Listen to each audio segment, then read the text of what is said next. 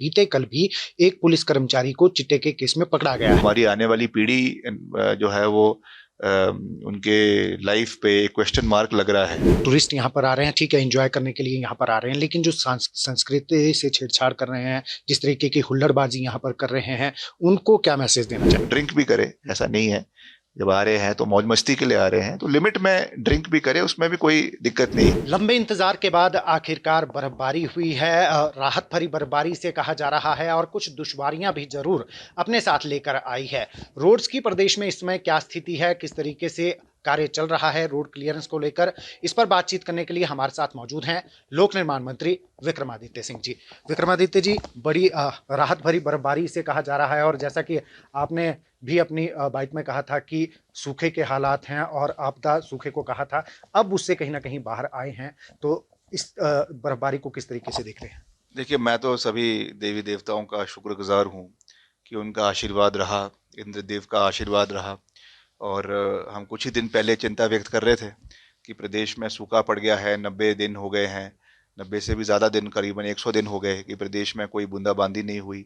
और कई जगहों से मैंने पता किया था आईपीएच में भी कि जो हमारे सोर्सेज है वो सूखने शुरू हो रहे थे, उनका जो वाटर लेवल कम होना शुरू हो रहा था। तो हमारे चिंता बढ़ रही थी प्रदेश के बागवानों के लिए, किसानों के लिए, सिंचाई योजनाओं के लिए, पेयजल योजनाओं के लिए। और ख़ास करके क्योंकि सेब के जो हमारे बागवान हैं, उनका सबसे महत्वपूर्ण चीज़ रहती है कि इस समय में जो है वो चिलिंग पीरियड, जो डिफाइंड चिलिंग आवर्स है वो रहने चाहिए।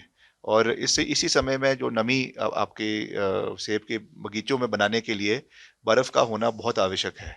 तो वो ये जो है एक बहुत अच्छा काम करती है बर्फ़ इस समय। तो मैं समझता हूँ कि उस दृष्टि से बहुत महत्वपूर्ण था। और अच्छी बर्फ़ शिमला में तो पड़ी, मगर जितने हमारे हायर रीचेज़ हैं, चाहे जुब्बल कोटखाई का इलाका है, रोडू का इलाका है, रामपुर का इलाका है, जहाँ पर भी सेब बहुलिया है, कुल्लू मनाली का इलाका है, चंबा का इलाका है, डलहौजी का इलाका है, वहाँ पर अच्छी बर्फ़ पड़ी है, वो बहुत अच्छी बात है। और इसमें थोड़ी सी दिक्कतें भी रहती है, स्वाभाविक है, प्रदेश के लोगों को भी, सैलानी को भी, क्योंकि जैसे ही पता चला कि बर्फ़ पड़ रही है तो रातों रात टूरिस्ट जो है वो चंडीगढ़ से, पंजाब से और इलाकों से अलग अलग टूरिस्ट डेस्टिनेशन पे आना शुरू हो गए। चाहे वो मनाली है, चाहे वो डलहौजी है, चाहे वो शिमला है। तो उसमें दिक्कतें भी रही, क्योंकि एकदम सारी सड़कों को साफ़ करना पॉसिबल नहीं होता हमारा। हालांकि अभी प्रदेश में 1290 सड़कें बंद है और हम उनको खोलने का पूरा प्रयास कर रहे हैं। हमारा लक्ष्य है कि अगले 2-3 दिन में पहले 200 सड़कें, फिर करीबन 350 सड़कें खोल दी जाएगी। और हमारी करीबन 285 मशीनरी भी लगी हुई है, जिसमें जेसीबी मशीन्स है, पोकलेन मशीन्स है, स्नो ब्लोअर्स है। मगर फिर भी दिक्कतें तो रहती है। अब ऐसा है कि रातों रात सारा सब चीज़ें ठीक हो जाए, वो तो नहीं होगा। और ये चीज़ें प्रदेश के लोगों को भी समझनी है, और जो टूरिस्ट आ रहे हैं उनको भी समझनी है। तो ये हमको एक रिस्पॉन्सिबल तरीके से जो है वो बिहेव करना है। मैंने अभी पहले भी कहा कि कुछ वीडियोज़ सोशल मीडिया पे वायरल हुए, जिसमें न्यूज़ के माध्यम से जो है बड़ी आपत्तिजनक वीडियोज़ थी टूरिस्ट की, कहीं मनाली से हैं, कोई शिमला की है। तो वो मैं समझता हूँ कि सही नहीं है। आप यहाँ पे आएँ, हिमाचल की खूबसूरती को देखें, हिमाचल की उसको देखें, मगर इस तरीके की चीज़ें ना करें जो हमारे समाज, हमारे देव समाज को आहत पहुँचाती है। तो इस चीज़ का ध्यान रखना चाहिए। अ, सर, एक और वेस्टर्न डिस्टर्बेंस इसके बाद एक्टिव हो रहा है 26-27 से। ये जो बर्फबारी हुई है, इससे भी अभी रोड्स खुलने में टाइम लगेगा, लेकिन कितनी तैयारी है, क्योंकि अब जो सिलसिला है बर्फबारी का, वो लग रहा है कि अच्छे बर्फबारी जो संकेत है वो आने वाले समय में है।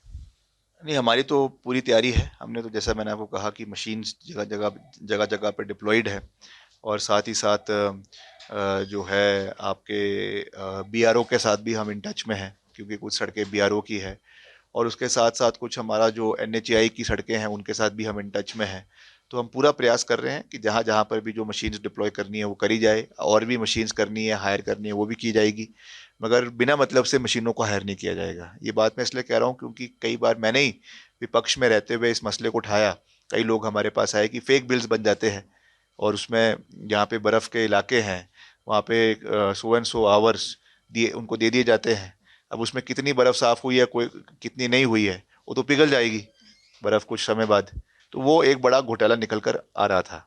तो इसलिए मेरे को, क्योंकि उस बारे में जानकारी थी कि पूर्व में ऐसा हुआ है, इसलिए हमने ध्यान रखा कि अब इस तरीके की चीज़ें ना हो। तो इसलिए मैंने खास निर्देश डिपार्टमेंट को दिए हैं कि जहाँ पर आवश्यक है, जिन डिविजन्स में आवश्यकता है, वहीं पर ही डिप्लॉय किया जाए और अकॉर्डिंग टू दी कंडीशंस जो वहाँ के एक्सीएन है वो कॉल ले कि अगर आपको चाहिए तो कितने समय के लिए चाहिए, और उसके जो है घंटों को मॉनिटर किया जाए कि ताकि इसमें कोई भी इस तरीके की जो है वो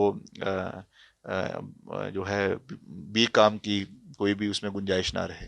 सर, एक मेरा इससे हटके सवाल है। जिस तरीके से चिट्टा कारोबार के खिलाफ प्रदेश सरकार ने मुहिम चलाई है, लेकिन अब जो सूचनाएं निकल कर आ रही हैं कि जो पुलिस के कर्मचारी हैं वो इसमें ज़्यादा संलिप्त पाए जा रहे हैं। बीते कल भी एक पुलिस कर्मचारी को चिट्टे के केस में पकड़ा गया है। अब पुलिस कर्मचारियों की इसमें संलिप्तता, इसको किस तरीके से देखते हैं? अब किस तरीके की कार्रवाई सरकार की तरफ से सुनिश्चित देखिए, करें? इसमें तो क्योंकि ये मुख्यमंत्री जी का कार्य अधिकार क्षेत्र है, he is the home minister of Himachal Pradesh also other than being the chief minister, तो वो उस पर मुझे लगता है कि कार्रवाई कर रहे हैं और अच्छा प्रोग्राम्स भी चलाए गए हैं, अच्छे तरीके से उस पर कार्य भी हो रहे हैं और पुलिस प्रशासन उस पर कार्य भी कर रहा है। पीछे बहुत से पुलिस अधिकारियों को सस्पेंड भी किया गया, तो मैं समझता हूँ उस दृष्टि से बहुत अच्छा कार्य कर रहे हैं।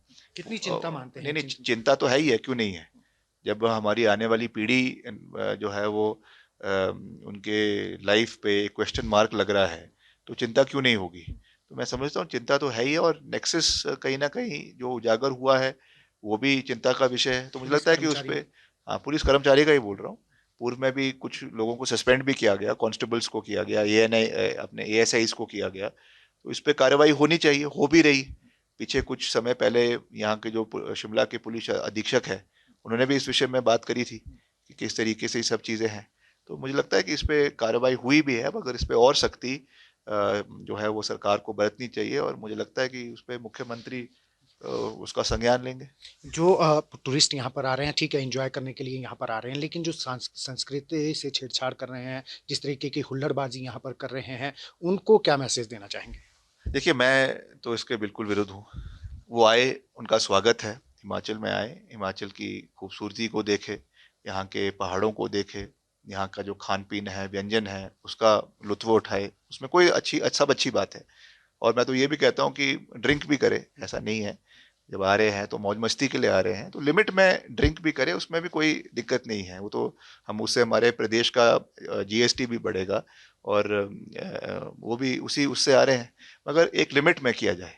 जिस तरीके से ये चीज़ें निकल कर आ रही है, जिस तरीके से कुछ वीडियोस वायरल हो रहे हैं, और अश्लील मैं कह सकता हूँ कि वीडियोस निकल कर आ रहे हैं, ये चिंता का विषय है, दुर्भाग्यपूर्ण बात है।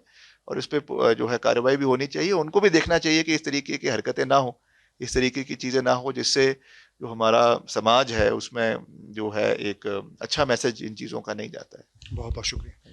तो ये थे हमारे साथ लोक निर्माण मंत्री विक्रमादित्य सिंह, जिन्होंने कहा कि आप हिमाचल आ रहे हैं, पर्यटकों को खास तौर पर लेकर इन्होंने कहा है कि आप हिमाचल आएं, यहाँ की खूबसूरती को निहारें, बर्फबारी का आनंद लें, लेकिन देवभूमि की गरिमा को बनाए रखें, हुल्लड़बाजी ना करें, अश्लीलता यहाँ पर ना फैलाएं। दैनिक सवेरा टीवी के लिए शिमला से कैमरामैन डीसी भारद्वाज के साथ गजेंद्र शर्मा। हाँ जी।